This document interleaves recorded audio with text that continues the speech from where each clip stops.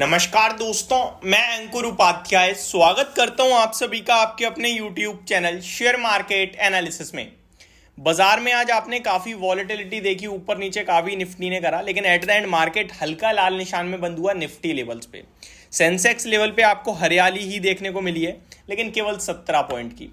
लेकिन असली कहानी आती है ब्रॉडर मार्केट में, मिड कैप और स्मॉल कैप इंडेक्स में। अगर मैं मिड कैप की बात करूं तो आधे % नीचे था और स्मॉल कैप ने दम तोड़ दिया 1.5% नीचे। इंडेक्स लेवल पे भी यहां तक चलो ठीक है, आधे % 1.5% सह लेने वाली गिरावट थी, लेकिन स्टॉक स्पेसिफिक एक बढ़ने वाले शेयर के सामने 3 गिरने वाले शेयर थे। और जो गिरावट हो रही थी ना आज शेयर्स में, वो ऐसे स्टॉक हैं जो ज्यादातर इन्वेस्टर्स की पोर्टफोलियो में है और जिनमें तेजी थी वो ज्यादातर नहीं है। For an example, Asahi India glass, supreme industries, blue dart, EPL, rainbow children, ये ज्यादातर लोगों के पास नहीं है जो बड़ी तेजी में थे। तो जिनमें गिरावट हुई है वो आज लाइमलाइट में रहे और बड़ी पिटाई पड़ी है। और पूरे के पूरे मार्केट में आज भयंकर मेरे हिसाब से तो स्टॉक्स में सेलिंग थी। यहां पे अगर बाजार वॉलेटाइल नहीं भी रहता, न्यूट्रल भी रहता, तो भी एक ऐसी थीम थी, एक ऐसा सेक्टर था जो टूटना था, जिसका अनुमान पूरे बाजार को था। और वो था आपका ये जो फाइनेंस करने वाली कंपनियां है ना, जो कंस्ट्रक्शन में फाइनेंस करती हैं ऑनगोइंग प्रोजेक्ट में, वो सेगमेंट था। पीएफसी आरईसी में भयंकर गिरावट भी आप सभी ने आज देखी है, और गिरावट इसीलिए थी क्योंकि आरबीआई का एक फैसला आया। लेकिन सबसे इंटरेस्टिंग पार्ट पता है क्या है? सबसे इंटरेस्टिंग पार्ट आया जब दोपहर में इरेडा का मैनेजमेंट जी बिजनेस पे आया और उन्होंने इंटरव्यू दिया। अब क्या कहा है उन्होंने इंटरव्यू में, वो सारी चीजें तो मैं आप सभी के साथ डिस्कस करूंगा ही करूंगा, लेकिन एक एक करके पहले स्टॉक अपडेट देता हूं। पीएफसी आपके लिए 438 के लेवल्स पे क्लोजिंग देता हुआ दिखा है, लगभग 8.8% की गिरावट देखने को मिली है। मैंने डिटेल वीडियो भी बनाई थी मॉर्निंग में ओपन मार्केट में कि इन स्टॉक्स में जो ये गिरावट है इसमें बेचने का कोई मतलब नहीं बनता है, आप रिलैक्स होकर होल्ड कीजिए।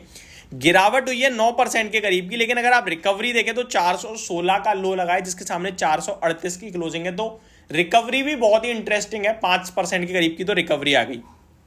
आरईसी लिमिटेड 7.5% तो गिरकर बंद हुआ है 516 रुपीज के लेवल्स पे, लेकिन रिकवरी देखे तो 481 रुपीज से रिकवर हुआ है, लगभग 36 रुपए ऊपर बंद हुआ है, जो कि 6% के करीब का होता है। तो आरईसी लिमिटेड में रिकवरी भी बहुत ही दमदार थी। तीसरे स्टॉक इरेडा की बात करूं तो ये इन्वेस्टर्स का फेवरेट है, कुछ लोग हम ही ट्रोल करते रहते हैं हमेशा बिना बात के यार, चलिए कोई बात नहीं। 4% इरेडा का शेयर भी टूटा है, आपके लिए 172 रुपीज के लेवल्स पे आकर बंद हुआ है। हालांकि इसने भी 167 का लो लगाया और रिकवरी इसकी भी अच्छी आई है 5 रुपए की, जो कि अपने आप में 3% के करीब की हो जाती है। तो जितने स्टॉक्स टूटे हैं ना, उसका 30, 40, 50, 60, 70% तक कुछ स्टॉक्स रिकवर भी करते हुए दिखे लोएस्ट पॉइंट से। तो आप कह सकते हो कि रेंज के मिडल पार्ट में स्टॉक्स की क्लोजिंग आई है। अब समझते हैं टूटे क्यों। देखिए, आरबीआई ने कहा है कि जो ऑनगोइंग प्रोजेक्ट्स हैं उस पर आप मान के चलो कि एडिशनल 5% तक का प्रोविजन करना पड़ेगा आपको, यानी कि लॉसेस मान के चलो एडिशनल 5% के। बट इरेडा का मैनेजमेंट कह रहा है कि ये सब हमारे लिए नहीं है, हमारे प्रॉफिट वगैरह पे इस पर कोई इंपैक्ट नहीं आने वाला, ये बैंकों के लिए है, एनबीएफसीज के लिए है, अपना यह जो ठीक है, अपने को कोई दिक्कत नहीं होने वाली है। प्लस मेरा तो ये मानना है कि अगर आरबीआई कह भी रहा है तो कौन सा होना ही होना है। वो कह रहे हैं कि आप अज्यूम कर लो, आप सह लोगे। तो क्लियर कट इनकी तरफ से जो क्लैरिफिकेशन आ रहा है कि हमारे पास सफिशिएंट कैश है, कोई दिक्कत नहीं होने वाली है, हमारे प्रॉफिट पे कोई इंपैक्ट नहीं पड़ेगा। ये सारे वर्ड्स इस तरीके की सिचुएशन में जब कंपनी का मैनेजमेंट कहता है ना, तो पता है क्या होता है, एक इन्वेस्टर जो टूटा हुआ होता है उसे कॉन्फिडेंस मिल जाता है। बस यही हम कोशिश करते हैं। अगर कंपनी अच्छी है, शेयर का प्राइस टूटा है, हम कॉन्फिडेंस देने की कोशिश करते हैं, क्योंकि वो व्यक्ति ऑलरेडी लॉस खा रहा है, अभी वो सर्च कर रहा है, और उसे सर्चिंग में भी नेगेटिव चीजें ही बताओगे ना कि ये हो गया इसलिए टूट गया, ये हो गया इसलिए टूट गया, वो बेचारा कहेगा यार ये हो गया इसलिए टूट रहा, बेच दो। ये बताओ कि ये हो गया इसलिए टूट गया, लेकिन ये इतने समय का इंपैक्ट, और वापस आपका शेयर ऐसा करेगा, तो असली चीज पता चली उसे। मैंने आप सभी के साथ टाइटन में आज क्लियर बोला कि ये जो गिरावट है ना, ये 6 महीने नहीं टिकने वाली है, पैसा बन जाएगा वापस।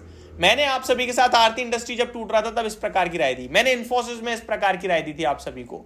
ये सिंपल है यार, क्वालिटी। मैंने एचडीएफसी बैंक, कोटक बैंक अभी जब आरबीआई के एक्शन के बाद टूटा काफी हैवी, तब भी मैंने बोला कि 2 साल तक गया, बट 2 साल में पैसा जरूर बनेगा अगर आपका इन्वेस्टमेंट का व्यू है। तो 3-6 महीने के लिए देख रहे हो तो प्रॉब्लम देगा, सिंपल है। जब नेगेटिव खबर, देखो एक बहुत बड़ा मार्केट में ना कोट है, पता है क्या, कि आपके लिए कोई भी कंपनी अगर टेम्पररी रीजन से गिरता है शेयर, तो वो एक बाइंग अपॉर्चुनिटी होती है। आपको रीजन समझना है क्यों गिर रहा है, और वो रीजन कितना मैटर करता है, कितना बड़ा है, ये पता होना चाहिए। अगर ये चीजें क्लियर हो गई ना तो पैसा बन जाएगा इवेंचुअली। शॉर्ट टर्म में स्टॉक का प्राइस देखो घटता क्यों है, जब कोई खराब खबर हो, परफॉर्मेंस खराब हो, तभी तो घटेगा, अदरवाइज तो हमेशा लाइफ आईपी रहेगा। तो अच्छे कंपनियों को, अच्छे स्टॉक्स को खराब समय में खरीदने की अपॉर्चुनिटी ढूंढो, वरना पैसा नहीं बनेगा। अच्छे शेयर को आप कितना भी महंगा ले लो, पैसा तो बन जाएगा एक ना एक दिन, लेकिन कितना समय बाद बनेगा, और कंपाउंडिंग की पावर में बहुत बड़ा फर्क पड़ेगा। अब एक एग्जांपल देना चाहता हूं पिडिलाइट इंडस्ट्री का। 3,000 रुपए का शेयर हुआ करता था, ये 2,200-2,000 पे आया। लेकिन मैंने आपसे एक आध वीडियो में शेयर भी कराया, इंस्टाग्राम की रील भी बनाई थी कि ये एक ऐसा है जो कंपनी कोई नहीं जानता, प्रोडक्ट जानते हैं बस। दमदार कंपनी है फेविकॉल, सबको पता है, अच्छे से पता है। तो निश्चिंत होकर लेके बैठे रहो ना। अब जिसने पहले 3,000 पे लिया था आज वो भी पैसा बना रहा है, लेकिन जिसने 2,000 पे एक्यूमुलेट भी कर लिया ना उसने बहुत बड़ा पैसा बना लिया, 50% बन गया उसका।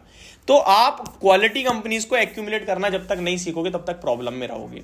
इन स्टॉक्स की बात करूं, REC, PFC या इरेडा, तो मैं सिंपल बोल रहा हूं, ये इंपैक्ट तो देगा लेकिन ज्यादा नहीं, सिंपल है, इसके चलते तो नहीं बेचना चाहिए। होप आपको सारी चीजें समझ में आई होंगी। Thank you so much for watching this video. Have a great day guys.